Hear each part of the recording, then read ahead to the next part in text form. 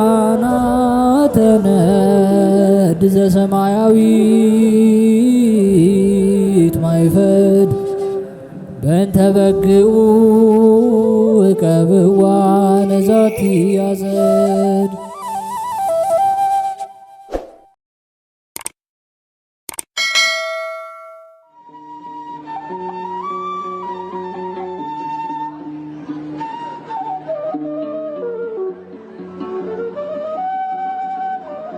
በስመ አብ ወወልድ ወመንፈስ ቅዱስ አሐዱ አምላክ አሜን። ሰላም እንደምን ቆያችሁን? ውድ የሊቃናት ሚዲያ ቤተሰቦቻችን አሜን። እግዚአብሔር ስሙ ከዘላለም እስከ ዘላለም የከበረ የተመሰገነ ይሁን። በዛሬው ዕለት ይዘንላችሁ የቀረብነው ጥር 23 የሚነበብ ስንክሳር ሲሆን ለዚህ ቻናል አዲስ የሆናችሁ እህት ወንድሞቻችን ቻናሉን ሰብስክራይብ በማድረግ እንዲሁም ቶሎ አዳዲስ ቪዲዮ ወደ እናንተ እንዲደርሳችሁ የደወል ምልክቷን በማብራት ቤተሰብ እንድትሆኑ ከወዲሁ የአክብሮት ግብዣችንን አቀረብን። ወደ ቪዲዮ እንሂድ። መልካም ጊዜ። ጥር 23 የሚነበብ ስንክሳር። ዕረፍቱ ለሐዋርያ ጢሞቴዎስ። ጥር 23 በዚህች ዕለት አሕዛብን ለሚያስተምር ለከበረ ጳውሎስ ደቀ መዝሙሩ የሆነ የከበረ ሐዋርያ ጢሞቴዎስ በሰማዕትነት ሞተ። የዚህም ቅዱስ ልደቱና እድገቱ ልስጥራን ከሚባል አገር ነው። አባቱም ከዋክብትን የሚያመልክ ዮናናዊ ነው። እናቱ ግን በኦሪት ሕግ ጥላ ስር ያለች ናት። የከበረ ሐዋርያ ጳውሎስም በልስጥራን ሀገር በሰበከ ጊዜ ይህ ጢሞቴዎስ ስብከቱና ትምህርቱን ሰማ። እግዚአብሔርም በጳውሎስ እጅ የሚያደርጋቸውን ድንቆች ተአምራቶችን አይቶ እኒህ ተአምራቶች አስተዋዮችና ጥበበኞች የሚደነግጡባቸው ናቸው። ስለዚህም ወደ ሐዋርያው ጳውሎስ ሂዶ በእርሱ ትምህርት በክብር ባለቤት ጌታችን ኢየሱስ ክርስቶስ አመነ። በአብ በወልድ በመንፈስ ቅዱስ ስም ተጠምቆ የሐዋርያ ጳውሎስ ደቀ መዝሙር ሆነ። ወደ ብዙ አገሮችም ተከትሎት በመሄድ ከእርሱ ጋር ደከመ። ታላቅ መከራና ብዙ ሐዘንንም ደርሶበታል።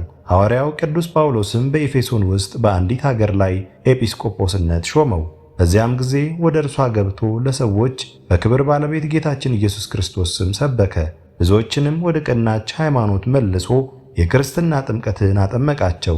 ከዚህም በኋላ በዙሪያው ወዳሉ ብዙዎች ሀገሮች በርቀትም ለሚገኙ አገሮችም የከበረ ወንጌልን ሰበካቸው። የከበረ ሐዋርያ ጳውሎስም 2 መጻሕፍቶችን ጽፎ ወደ እርሱ ልኳል። እርሳቸውም ሕዝቡን የሚያስተምርባቸው ራሱም ከቢጽ ሐሳባውያን የሚጠብቅባቸው ቅስና ወይም ድቁና ሊሾም የሚገባውንና የማይገባውን የሚለይበት ክህነት በማይገባው እጁን እንዳይጭን የሚያስጠነቅቁ ናቸው። ጢሞቴዎስን ደግሞ ለእርሱ ተወዳጅ ልጁ አድርጎ ይጠራዋል። መልእክቶቹንም በእርሱ እጅ ወደ አገሮች ልኳል። በላያቸው የተሾመባቸውን የክርስቶስን መንጋዎች ፈጽሞ በጠበቀ ጊዜ በትምህርቶቹ በተግሳጾቹና በድርሰቶቹ ልቦናቸውን ብሩህ አደረገ። አይሁድንና ዮናናውያንን ይገሥጻቸውና ይዘልፋቸው ነበር። እነርሱም ቀንተውበት ሁሉም በጠላትነት ተነሱበት። ተሰብስበውም ገደሉት። ምዕመናን ሥጋውን አንስተው ቀበሩት። ጻድቅ ቆስጠንጥንያ ከተማ በጥር ወር በ27 ቀን አፈለሰው። በዚያችም ቀን በዓል አደረገለት። ለእግዚአብሔርም ምስጋና ይሁን።